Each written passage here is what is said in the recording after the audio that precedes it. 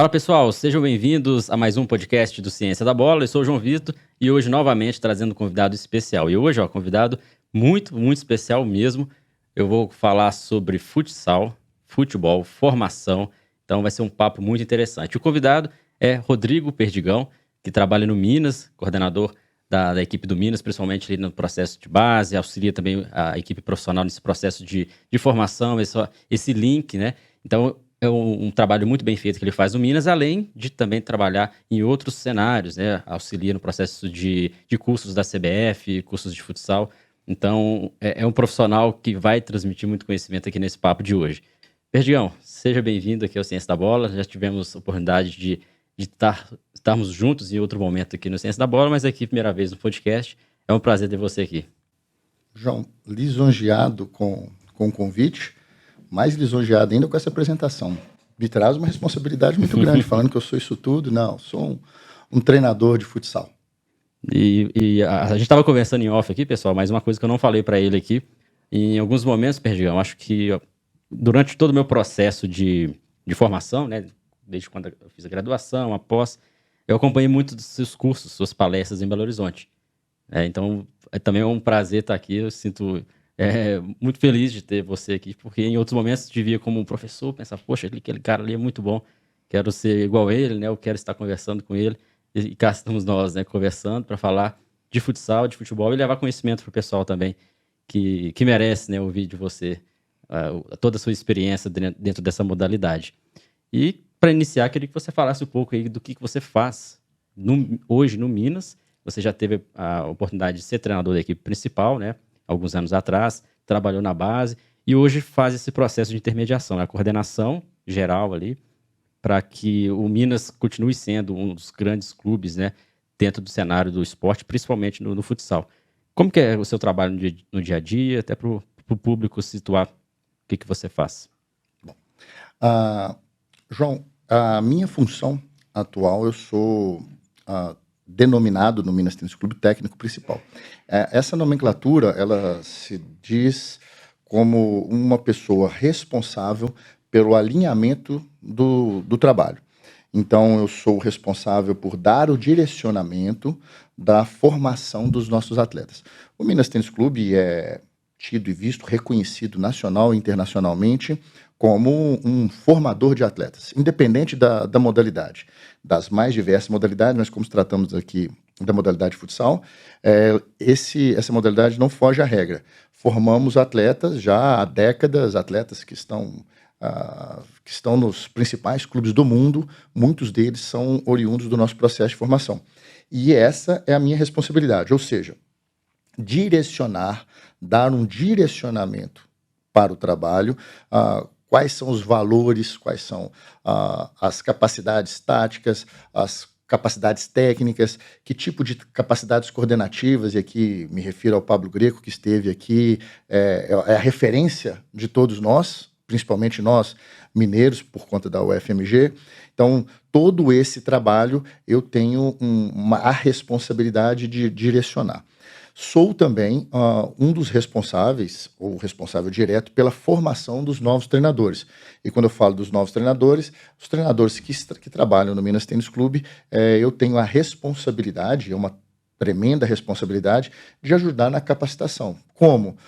No dia a dia, levando a experiência, tendo em vista que dos treinadores que lá estão, eu sou o mais velho, o que esteve em alto rendimento, então eu tenho essa tarefa também de gerar um caminho mais suave, diferente daquele que eu tive, e também de trazer ciência, trazer o que tem de mais novo na ciência, o que tem de tecnologia, para que possamos fazer da modalidade competitiva em nível nacional, que é o nosso principal objetivo, formando atletas, cidadãos, para a categoria principal. Então, o objetivo do clube é, quando a gente fala de formação, a base. O Minas começa com qual idade no futsal? Nós temos, a partir dos 6 anos de idade, temos o curso de futsal. Entretanto, por filosofia, nós acreditamos que a competição, e aí cada clube tem a sua ideia, a sua preferência. No nosso caso, a gente começa a competir aos 12 anos de idade. Então, nós temos do 6 ao profissional, entretanto, competimos oficialmente a partir dos 12. Então, a iniciação, né? Considerada iniciação até Sim. os 12.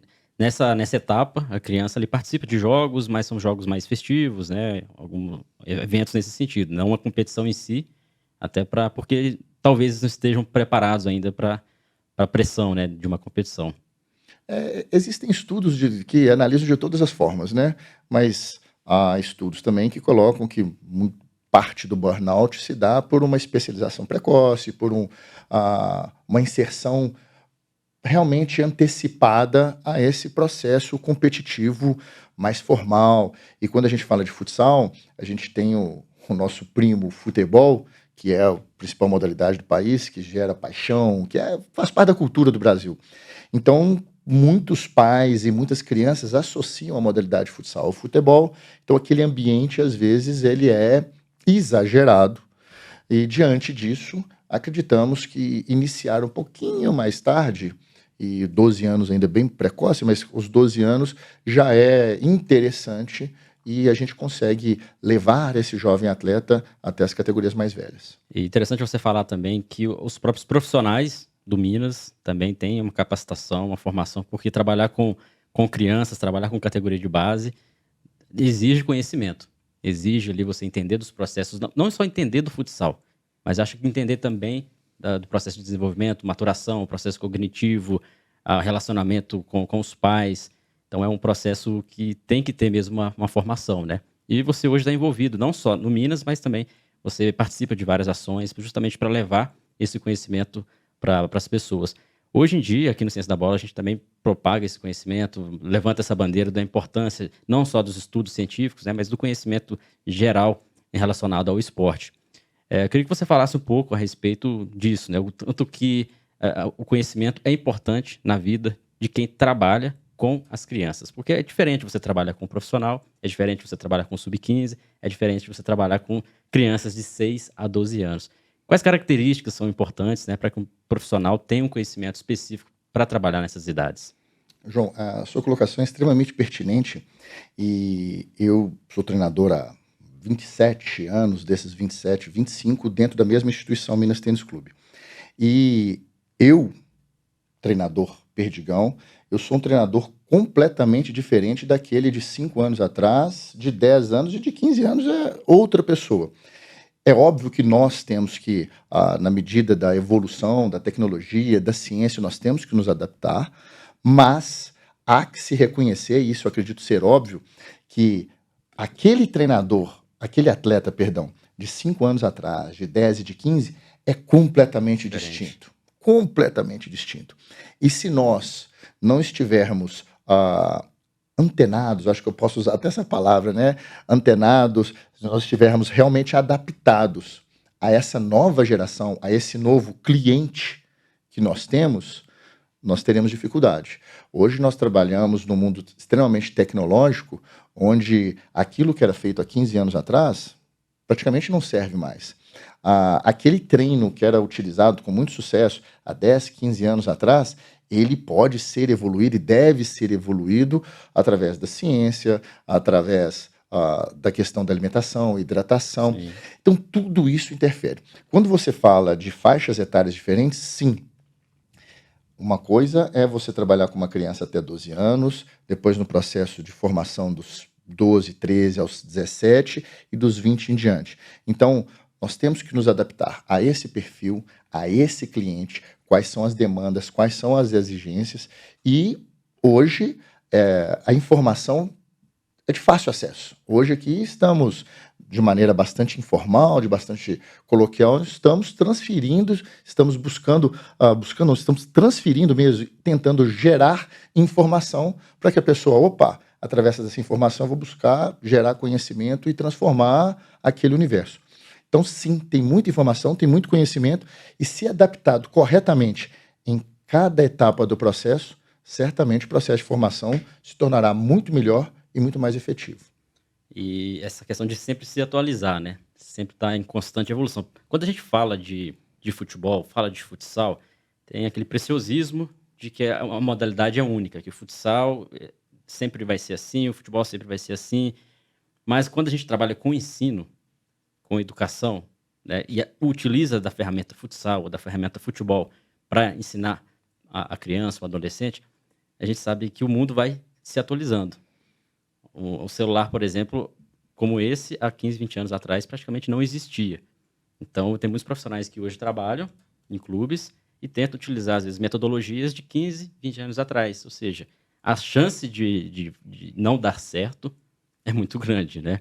Então, a gente sempre tem que bater nessa tecla da capacitação, da atualização dos conhecimentos. Quando a gente fala de ciência, em muitos momentos as pessoas pensam, poxa, mas o que a ciência tem a ver com o futebol? Está querendo trazer o conteúdo científico e tal. Mas é um conhecimento que a gente deve valorizar e deve sempre estar em constante capacitação e aprendizado, né? Então, por isso que é muito importante. E esse ambiente que a gente está hoje, por exemplo, passando essas informações, trocando ideias, há 15 anos atrás, por exemplo, também não existia, né? Não existia aí podcasts, YouTube, esses canais. Então, é um momento interessante para a gente despertar isso em quem está nos assistindo, nos ouvindo, porque conhecimento e informação são duas coisas diferentes.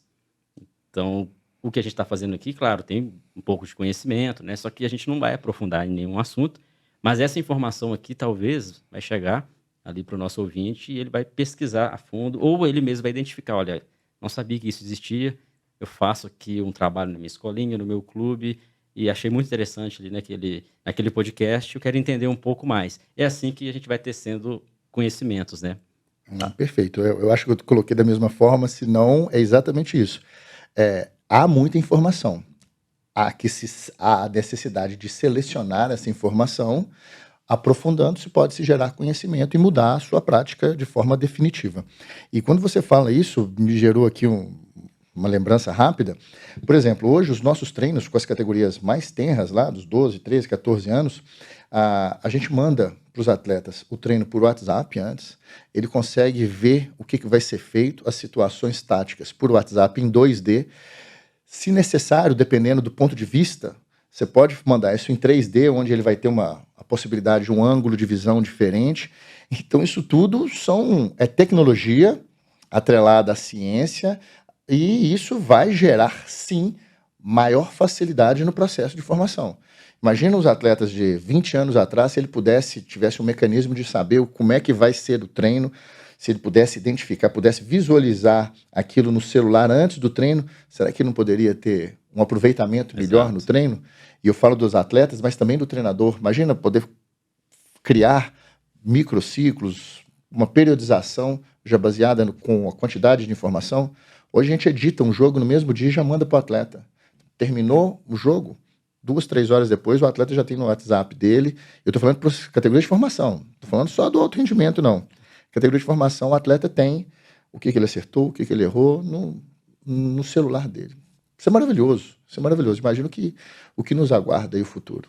E é importante também entender que isso traz benefícios se a gente utilizar da melhor forma, né?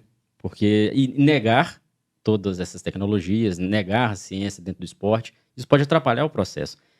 E tem muita gente que acha que não, a ciência utilizou coisas científicas ali, vai perder o jogo, foi rebaixado, não deu certo. Tá, mas isso pode acontecer, é um jogo, né? A gente tem que utilizar todos os recursos para otimizar o desempenho, otimizar a performance ali, para que a gente tenha mais chances de conseguir vencer, de conseguir ter êxito dentro do processo. E quando a gente fala de formação, a gente até pegando nesse gancho, hoje o mundo, a gente sabe que tem muito acesso à tecnologia. Eu, por exemplo, há 20 anos atrás, eu não sabia o que era celular, porque não existia aqueles celulares maiores, né? O computador não era de fácil acesso para muitas pessoas. Agora, hoje em dia, a criança já tem acesso a games, né, a vários aplicativos, já tem acesso a essa informação muito cedo, essa tecnologia muito cedo. E, muitas das vezes, o esporte acaba sendo a segunda opção de algumas crianças, justamente por causa desse excesso de outros atrativos. E aí, quando a criança vai para um treino, numa escolinha ou no clube, e o treino às vezes não é atrativo, ou o treinador não utiliza dos métodos ali que hoje são essenciais para as crianças, né? Motivação, fazer com que a criança goste, não só criança, mas adolescente também, tenha determinação, goste de voltar para o treino. Olha, eu gosto de treinar ali porque eu quero chegar a determinado nível na carreira. E acaba que muitas crianças saem do esporte justamente por causa de treinos que não são estimulantes. Esse cuidado que vocês têm, né? Acredito que muitos profissionais deveriam ter também. Queria saber da sua opinião, o quanto que nós, como treinadores de categoria de base, professores, devemos fazer com que a criança hoje veja o esporte também como uma possibilidade para ele, né? Dentro desse mundo que a gente vive hoje. João, essa é uma tarefa para nós treinadores. Primeiro, o esporte tem que ser divertido. Pô, Perdigão, mas você está falando aí, é fácil falar. Pô, o Minas Tênis Clube compete em todas as categorias e nós elaboramos situações, elaboramos treinos onde o ambiente seja extremamente saudável para que aquele atleta se sinta feliz treinando, independente da faixa etária. Até o altíssimo rendimento tem que existir felicidade. Então, uma das coisas que a gente fala é, se o treino não foi divertido, o treino não foi bom. E se imaginarmos crianças, no processo de formação, aquele que tem ali 7 aos seus 13, 14 anos, onde o brincar faz parte da aprendizagem, se nós não elaborarmos situações de treino que traga realmente prazer para ele, puxa vida, nós temos concorrentes dos mais diversos, videogame, o celular, séries das mais diferentes possibilidades, concorrentes ferozes, se nós não utilizarmos da modalidade de forma atraente, poderemos perder esse atleta. Isso já da parte dos business, das grandes empresas, dos aplicativos, que é uma terminologia que não é relativamente nova, mas ela é recente, que é a questão da gamificação. A gamificação ela é utilizada, muitas das vezes a gente tem uma bonificação por utilização, a gente tem algum prêmio se a gente utiliza mais vezes determinado aplicativo, cria-se uma fidelização. Então, hoje nós temos ferramentas como essas que nós deveremos inserir na modalidade. E quando eu falo modalidade futsal, obviamente isso a gente pode extrapolar para as demais. Onde existe uma teoria por trás dessa gamificação que faz com que possamos cativar, repito a palavra, o nosso cliente, que é o nosso atleta de futsal, cativar esse cliente para que ele esteja mais tempo conosco, para que ele esteja feliz conosco e para que ele se perpetue. A ideia mesmo da gamificação é a fidelização desse cliente. E quanto mais tempo ele estiver conosco, maior é a possibilidade de eu levar esse atleta até o alto rendimento, fazer com que a cada etapa, a cada nível do processo de formação seja mais atrativo, mais bem elaborado, que ele faça, puxa vida, isso aqui é bom demais. E ao longo de todo esse processo, aqui eu já falei uma vez, mas eu vou repetir, estamos formando atletas, mas antes de formar um atleta, estamos formando cidadãos. E se todos nós fizermos de forma bem feita, teremos no futuro uma sociedade muito melhor do que a que temos hoje. Com certeza, né? Pensando dessa forma, a gente vê o diferencial de profissional que você é. A gentileza sua. Levando essa informação, né? Porque esse papo nosso aqui vai motivar pessoas, né, que querem trabalhar na iniciação, ou que já trabalham, a buscar mais informações a respeito disso, porque eu sempre falo que o concorrente do futsal não é o futebol. O concorrente do futsal não é a escolinha do bairro vizinho. O concorrente é você não dar bons treinos e ele vai perder o seu atleta para outros ambientes que são mais estimulantes. E aí que tem gente que fala que a tecnologia veio para atrapalhar o esporte. E não é bem assim. Sabendo usar, né, sabendo utilizar processo de gamificação, por exemplo, isso é muito importante. Puxando um gancho agora, Perdigão, eu queria que a gente falasse um pouco do futebol de rua. Porque muita gente fala que não existe mais o futebol de rua. E a gente, literalmente, o futebol de rua praticamente é escasso. Não é espaço, né, para as crianças jogarem na rua. Talvez no interior, mas mesmo assim, um pouco mais difícil. Só que as pessoas não entendem que o futebol de rua não é o jogar na rua em si, mas é a essência do jogo, a essência ali de você criar estímulos que são parecidos com o que no passado eram jogados na rua. Hoje pode ser jogado aquele mesmo estímulo, aquela mesma essência em um outro local. Então muita gente acha que temos que voltar para o futebol de rua. Tira as crianças ali, bota as crianças na rua descalço e não é bem assim.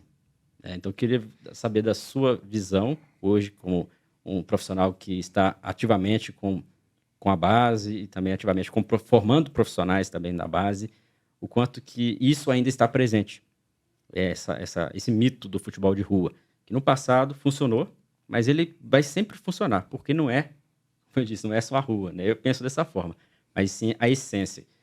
E é o desafio de muitos treinadores, de colocarem essa essência do futebol, do futsal, de rua, dentro ali da quadra, dentro ali do campo. Então, eu queria saber de você, o que você pensa a respeito. Tá. Bom, aqui eu vou parafrasear o Scaglia, que diz que ele que usa dessa frase, eu gosto que o futebol de rua não é aquele futebol que é jogado entre dois meio-fios, né? Então, não é a questão do espaço. O futebol de rua é a questão do jogo livre, é a questão do jogo onde os participantes que lá estão, eles definem regras, eles definem As recompensas isso, também. exatamente. Então, jogo livre, jogo livre. Pois bem, os espaços diminuíram, a cidade cresceu, e como falam aqui da minha cidade, Belo Horizonte, mas isso acontece em todas as grandes metrópoles, em todas as grandes cidades, não só as capitais, e veio advir a novidade, né, das escolinhas. Eu, por exemplo, na minha época, quando eu era criança, não existia escolinha. Nós nos organizávamos para jogar, fazíamos campeonatos. Pois bem, chegou a escolinha, com todos os seus benefícios, mas também chegou uma situação extremamente complexa, que gera essa situação da ausência do jogo livre, que é o protagonismo do professor. O professor, ele, por vaidade, por querer demonstrar conhecimento, ou mesmo pela ausência do conhecimento, ele assume um protagonismo exagerado, um protagonismo onde tem que ser daquele jeito, não se aceita absolutamente nada diferente daquilo que foi pré-determinado, aquilo que foi planificado. E muitas das vezes de uma experiência prática que ele vivenciou. Possivelmente. Ou que ele copiou de uma outra situação que não se encaixa naquela que ele vivencia. Na idade ali que ele está trabalhando. Exatamente. Às vezes é muito comum, e nos cursos da CBF, nas licenças, a gente tem esse cuidado de colocar que muitos dos exemplos práticos que lá são apresentados, eles têm um contexto, eles têm uma realidade, eles têm toda uma preparação para que ele exista, para que ele realmente tenha aquele objetivo. E muitas vezes a pessoa vislumbrando, puxa vida, se aquilo funciona tão bem lá em Carlos Barbosa, ou no Minas Tênis Clube, ou da determinada instituição, que aquilo vai caber bem naquela circunstância. Na realidade que ele está E vivenciando. muitas das vezes não. Então, eu falo muito sobre isso, às vezes questionado, que os treinadores, por muita vaidade, tomaram um jogo das crianças e aí esse jogo livre, ele parou de acontecer. Então, como é que poderíamos fazer isso? Tentando ser coadjuvantes no processo de formação.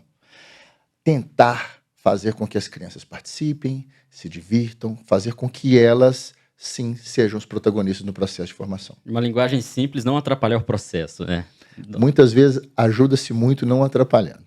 Não atrapalhando. É que eu sempre falo, né? Que o profissional que trabalha com categorias de base, ele tem que entender de crianças, ele tem que saber quais são os gostos das crianças, né? Saber que momento que a criança, o adolescente está se divertindo, porque o aprendizado não acontece no momento que você não está motivado, feliz, está tendo recompensas, né? E aí esse protagonismo do professor, para ele, estava tudo certo, né?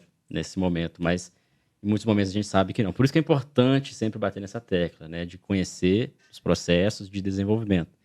Entender o desenvolvimento cognitivo, maturação, mais até do que futsal. Claro, tem que saber das técnicas, né? Da modalidade, das habilidades da modalidade.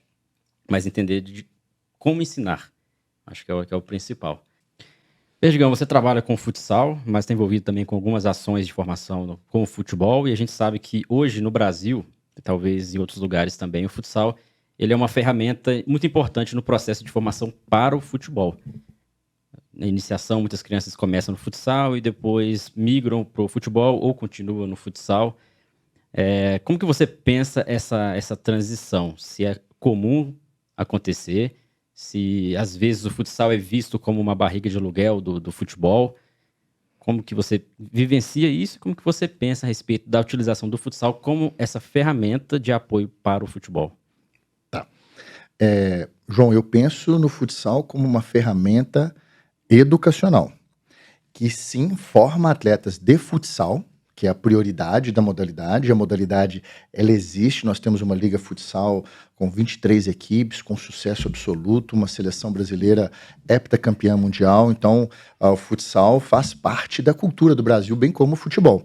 Então, o futsal é uma ferramenta educacional, reitero, bato muito nesse ponto, que nós temos que formar cidadãos, melhorar a sociedade através do esporte. Entretanto, por serem modalidades muito parecidas, principalmente quando se fala de tática individual, da questão das percepções, de um gestual mecânico muito, muito parecido, muito assemelhado, é sim utilizado como um caminho para se formar atletas de futebol. Muitas equipes já têm a modalidade futsal dentro do departamento de futebol. E aqui eu posso citar o Santos, o Fluminense, o Atlético Mineiro, o Cruzeiro. São instituições que acreditam na modalidade futsal como uma possibilidade de formar atletas para as suas categorias mais velhas do futebol. No Minas Tênis Clube, nós temos a modalidade futsal sempre voltada para formar atletas para a nossa categoria adulta, nossa categoria principal, o nosso time profissional. Entretanto, muito recentemente, foi muito, muito divulgado isso, porque é uma coisa bem realmente distinta daquilo que estávamos acostumados. O nosso diretor, Sérgio Versiani, a quem eu devo muita gratidão, uma pessoa que eu tenho admiração e realmente sou grato ao trabalho que ele fez, ele é mega campeão no Minas Tênis Clube, ele saiu e assumiu o Marques. E o Marques, oriundo do futsal, no Corinthians, ele começou jogando no Corinthians, e eu falo do Marques, ex-jogador do Clube Atlético Mineiro, jogador de seleção brasileira, o Marques assumiu a direção do futsal. E o Marques tem uma ideia de montar uma equipe de futebol no Minas Tênis Clube. Então estamos fazendo o caminho inverso das outras equipes, que seria ter o futsal com o propósito de formar atletas de futebol. Nós do Minas pode ser que façamos o caminho oposto. Tenhamos o futebol para contribuir no processo de formação de atletas de futsal. Teríamos mais um atrativo, teríamos mais uma possibilidade de lazer para o nosso atleta, porque entendemos também que futebol é lazer, é divertimento, é um ambiente diferente daquele que estamos acostumados, maior, e que essas junções de ações mecânicas, cognitivas, elas possam contribuir para os dois lados, tanto do futsal para o futebol e do futebol para o futsal. Eu acho que daqui a alguns anos, num retorno meu aqui, eu posso te dar algum feedback em acontecido o futebol no Minas Tênis Clube, se ele realmente ajudou para o futsal. Para o futebol, os exemplos aí são os mais diversos possíveis, grandes atletas de renome internacional que tiveram uma importante passagem no futsal e que hoje fazem sucesso no futebol. Porém, acho que a gente tem que ter cuidado com isso. Não quer dizer que foi o futsal que fez do Neymar o Neymar, que fez do Ronaldo Fenômeno o Ronaldo Fenômeno. Eu acho que teve sim uma grande contribuição, mas nós não podemos assumir esse papel da modalidade ter realmente feito a diferença. Contribuiu sim, com certeza, mas o processo de formação ele não é feito através de apenas um treinador, não é feito através de apenas de um ano. É um processo de longuíssimo prazo e com certeza o futsal tem a sua participação importante. Interessante porque a gente fala do futsal porque é um esporte que o Brasil é referência no mundo todo, né? E atualmente eu vi alguns dados que mostram que o esporte mais praticado no Brasil é o futsal, até por causa das escolas terem mais fácil acesso a uma quadra do que um campo, né? Então, crianças já praticam futsal desde cedo dentro da escola, numa escolinha. E o futebol, ele tem ali os seus primos, como você disse, futsal, tem o futebol de praia, né? O futebol de areia. Acaba que isso também, o futebol de areia, por exemplo, também contribui para o desenvolvimento não só o futsal, mas o futebol de areia também. Mas falando no processo de formação, o futsal é uma ferramenta interessante para o futebol, claro, para a formação de atletas de futsal também, mas muito importante você ter dito sobre a contribuição do futsal para a formação do cidadão, formação do atleta. A gente estava até falando em off também sobre a life skills. Até queria que você falasse um pouco mais sobre life skills. É um termo, né, que fala sobre habilidades para a vida, que utiliza ali do esporte como uma ferramenta de desenvolvimento pessoal e, claro, utiliza do que o esporte proporciona para a pessoa se desenvolver dentro e fora do esporte. Hoje vocês também utilizam a Life Skills, né, no Minas. Queria que você falasse para o pessoal como que isso é implementado. Porque quando a gente fala de treinamento, a gente sempre pensa, já vem à mente, tática, técnica, preparação física, coordenação motora, mas tem algo além disso, tem a parte social, tem a parte psicossocial, e entender sobre esse processo é fundamental. Fala para a gente um pouco aí como que vocês fazem lá com a Life Skills, Perdigão. João, o atleta, seja ele da modalidade que for, na nossa instituição, no Minas Tênis Clube, ele é um atleta do Minas Tênis Clube por 2 horas, 3 horas, 4 horas. O restante do dia ele é filho, ele é irmão, ele é aluno, ele é primo, ele é namorado, ele é namorada, então ele tem uma vida no entorno disso. Quando ele chega no clube, ele não deixa de ter todas essas funções, vamos assim dizer. Então, nós estamos trabalhando com um cidadão que tem uma relação interpessoal. E nessa relação interpessoal, na escola, com a família, existem valores agregados e são regras, às vezes, pactuadas, às vezes não.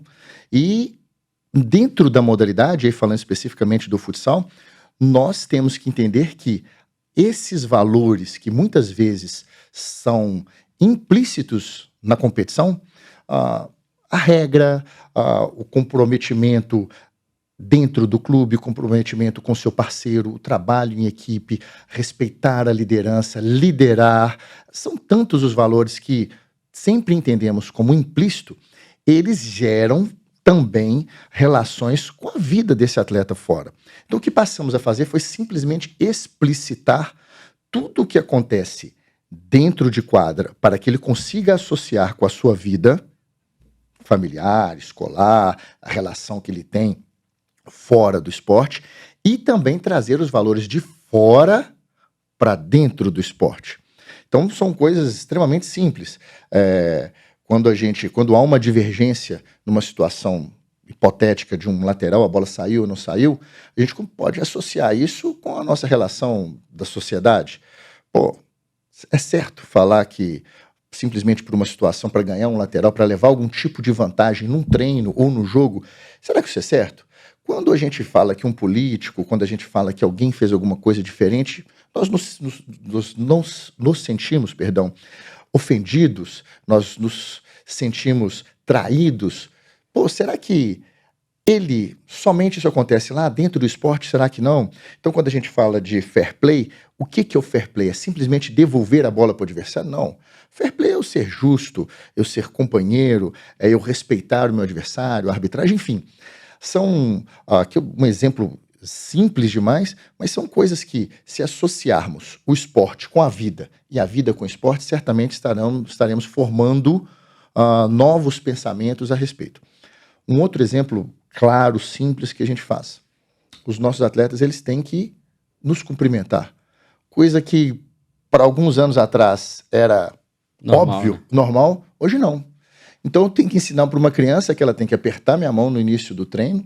Agora, graças a Deus, voltou essa questão da pandemia. Ela tem que me cumprimentar, ela tem que me olhar nos olhos, me desejar boa noite no início, no final do treino. Isso é o simples, isso é o básico, uma relação de respeito, uma relação de cordialidade. E nós fazemos isso com os nossos atletas.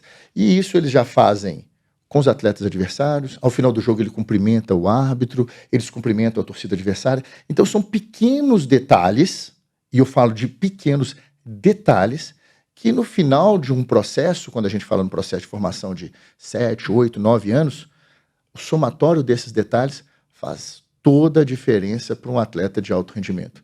Ser companheiro, ser ético, trabalhar dentro da moral, ser educado, ser atencioso, ser um líder, saber ser liderado, trabalhar em equipe, com pequenas ações como essa, simples como simplesmente cumprimentar o seu companheiro, cumprimentar o seu treinador. E, e isso serve para o atleta, a gente nem pode falar atleta, né, nessa idade, mas serve para a criança e o adolescente entender que o mundo que ele vai viver no futuro, essas pequenas ações, o que ele vai ser quando for adulto, vai contribuir bastante. Não foi porque ele jogou futsal, não foi porque ele praticou futebol de rua, mas porque dentro desse cenário, enquanto ele praticava esses esportes, tinham essas características, né, que permitiriam ele desenvolver. E essa questão da life skills, então habilidades para a vida, você vê como algo importante dentro do processo, Indispensável. indispensável dentro do processo. Indispensável. E os pais, eles entendem a parcela de contribuição que eles têm que ter também, porque a criança passa muito tempo, o adolescente passa mais tempo com os pais do que no clube. Então, acho que tem que ter um link, né? Vocês também fazem esse trabalho de aproximação com os pais, né? Bom, e aí nem sou eu que digo, né? Vou voltar à ciência. Coté já fala que é fundamental o suporte periférico lá de investimento, família, as condições mínimas para o atleta. E quando a gente fala de família, a família tem que ser parceira no processo de formação. Quando o atleta chega e nas reuniões periódicas que fazemos com os atletas, inclusive a gente tem um procedimento um pouquinho distinto, que a gente entrega um boletim para os nossos atletas. A cada 3 meses a família recebe um boletim, como se fosse um boletim de escola, ele recebe em casa e com aspectos dos mais diversos, tático, técnico, comportamentais.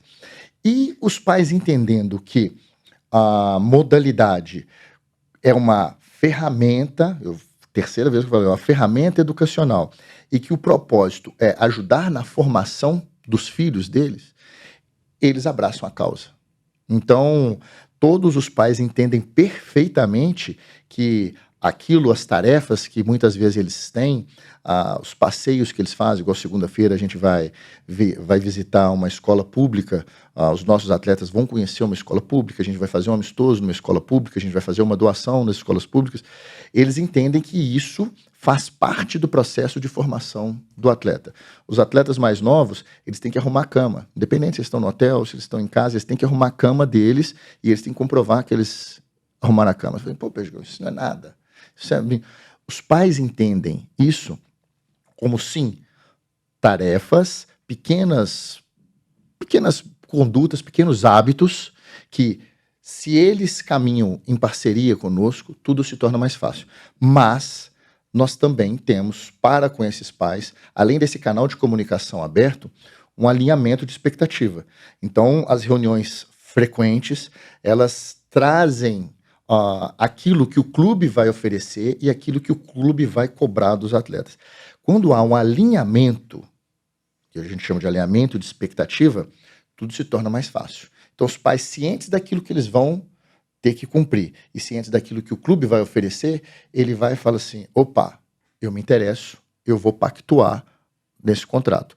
Caso não, ele chega, opa, é muito para mim ou é pouco para mim, ele vai procurar um outro caminho. E pelo feedback que eu tenho de muitos anos, todos eles ficam porque eles acreditam que, sim, valores para a vida fazem toda a diferença no processo educacional dos filhos deles. Excelente. Isso deveria ser trabalhado na educação, no ensino tradicional, na escola, né?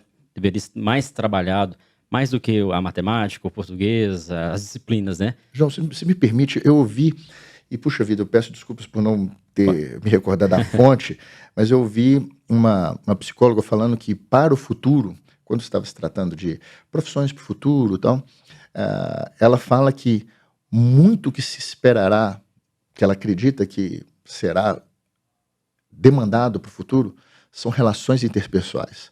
Porque o conhecimento ou a informação, ela estará na palma das nossas mãos. Então, o lidar com pessoas, até hoje, a inteligência artificial, ela não consegue de forma empática. Então, certamente, profissões do futuro darão muito valor para essas relações interpessoais, coisa que o esporte estimula a todo momento. E o esporte, até um pouco polêmico aqui, não sei se você concorda comigo, Mas tem muita gente que fala que o esporte, ele educa. A palavra rasa, esporte educa, esporte é educação. A criança está jogando futebol, está utilizando ali da ferramenta futebol para esses aprendizados, né? Mas não necessariamente, Concordo. porque o esporte por si só, ele é muito competitivo. Se você deixarem as crianças ali brincando entre elas, vai haver exclusão, elas vão excluir a outra, vai haver divergências, vai haver coisas que a gente não queria que acontecesse ali, né? Mas por isso que é importante o papel de um bom profissional que trabalha com esporte.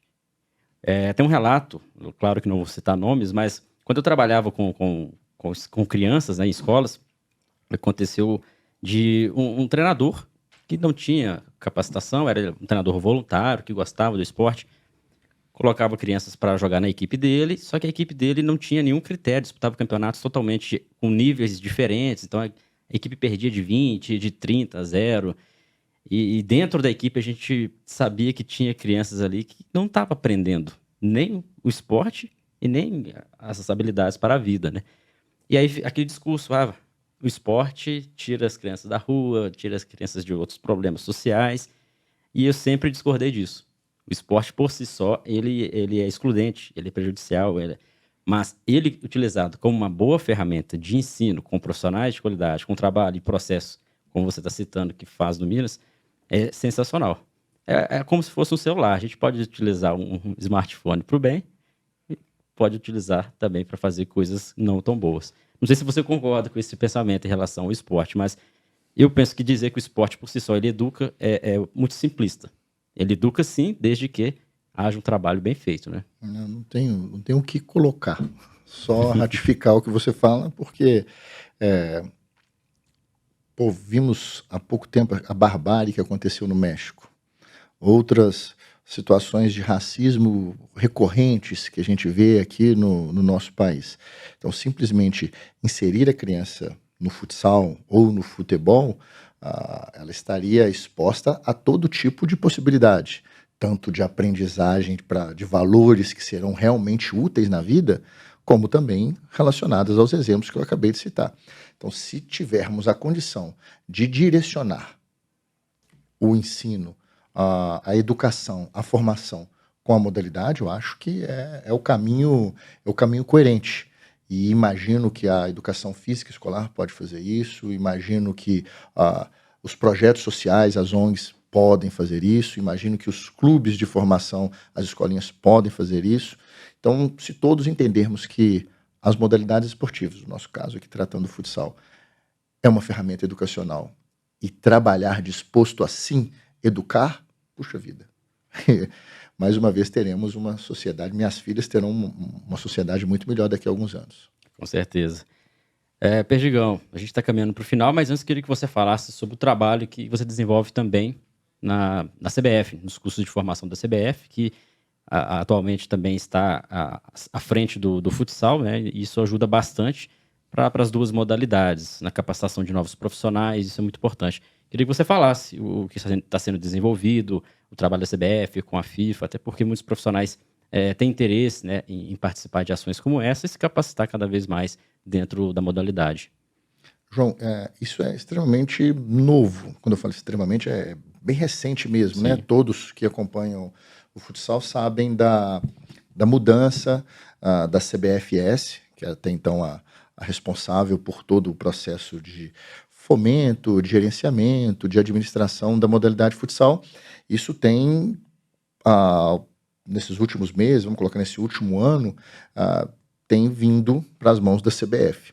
E na CBF, já há alguns anos, eu, com pares, ombro a ombro com pares que eu tenho muita deferência por eles, o Wilton Santana e o Fabiano Choquito, nós coordenamos as licenças, os cursos de capacitação para profissionais de futsal. Então, desde o ano passado, a gente já tem algumas licenças encaminhadas, licença C e licença B.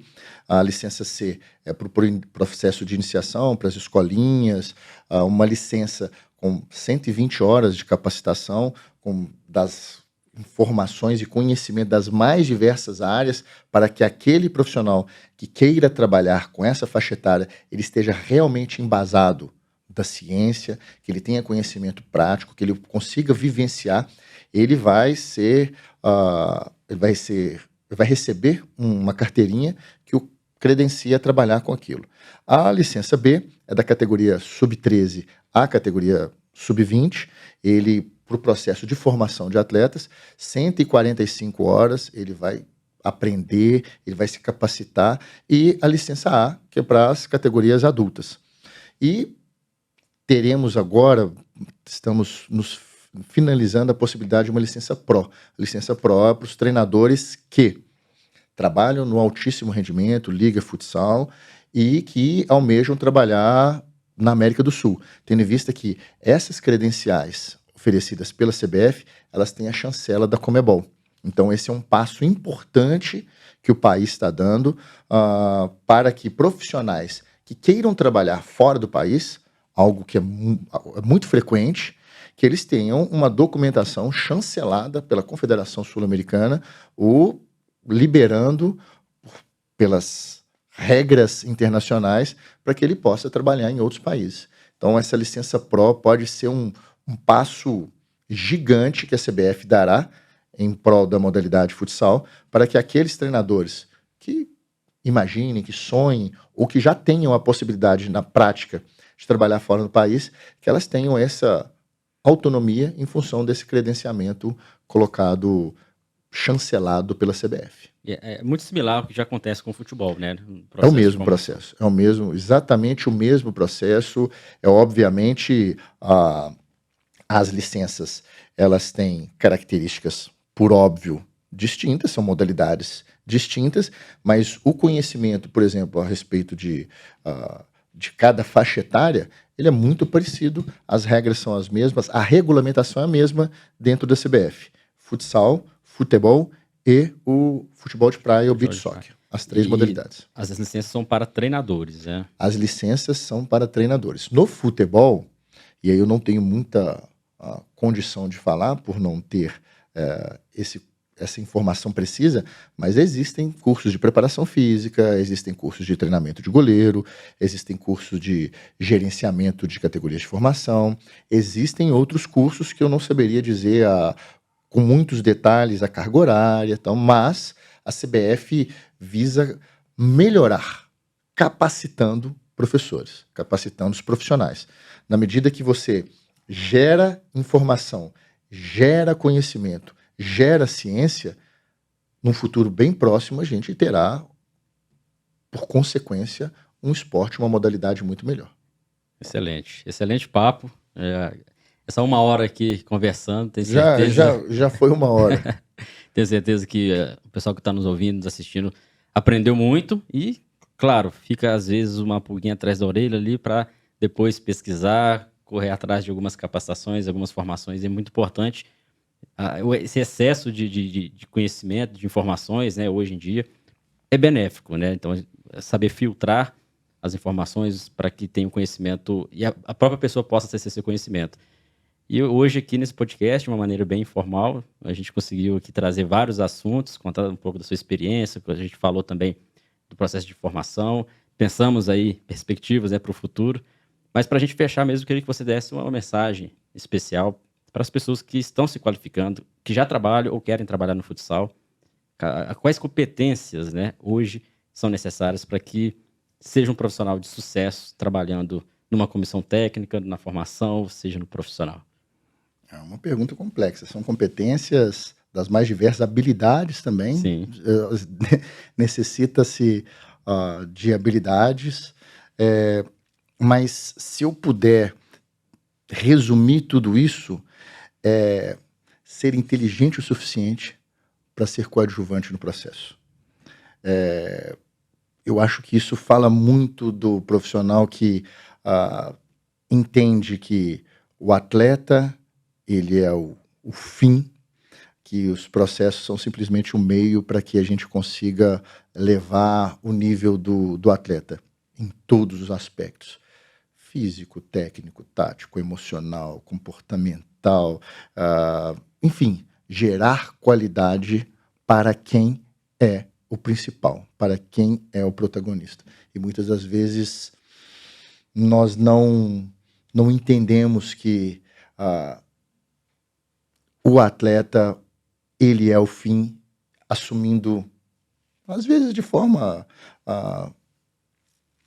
me faltou a palavra, às vezes sem perceber Sim. que estamos além, estamos passando por cima, por motivos dos mais diversos. O fim é o atleta e ser coadjuvante nesse processo é fundamental. E sem ele não existe o esporte. Sem um atleta não existe. A gente não estaria aqui conversando, né? Tudo que é feito é para que o atleta tenha o seu desenvolvimento, né? Exatamente. E se dermos um passo atrás, e aí eu vou usar a frase que não é minha, é do PC, uma referência para todos nós, PC, treinador de futsal, campeão do mundo, é devolver o jogo para o atleta. Isso é dele, ele que falou, e eu acho isso perfeito. Se nós entendermos que o jogo do atleta, e nós temos, nós treinadores, que devolvermos o jogo para ele, isso muda por completo a nossa perspectiva enquanto treinadores, de não sermos protagonistas, e sim coadjuvantes, fazendo com que esse protagonista, ele se desenvolva, ele evolua, porque tudo isso gera uma cadeia que vai fazer com que o esporte se torne cada vez melhor, mais atrativo, com mais público, enfim, se torna uma bola de neve. Excelente, excelente. Perdigão, obrigado novamente. As portas do Ciência da Bola estarão sempre abertas para a gente voltar aqui, conversar e outras ações também. Sempre bom falar desse assunto e com profissionais como você. Fico feliz aí de termos conversado aí durante só uma hora com muita qualidade e espero encontrar você em breve. João, eu que agradeço mais uma vez o convite, me coloco à disposição e, mais uma vez, nem percebi que falamos uma hora. Que bom, espero que gostem. Nas redes sociais, pessoal, como que tá? Perdigão? É o meu Rodrigo Perdigão, mas se quiser alguma informação a respeito de futsal, P2 Futsal. Beleza. Pessoal, obrigado pela audiência de vocês, espero que vocês tenham gostado. E na próxima semana a gente vai trazer aqui um novo convidado para a gente conversar mais aqui no podcast do Ciência da Bola. Grande abraço.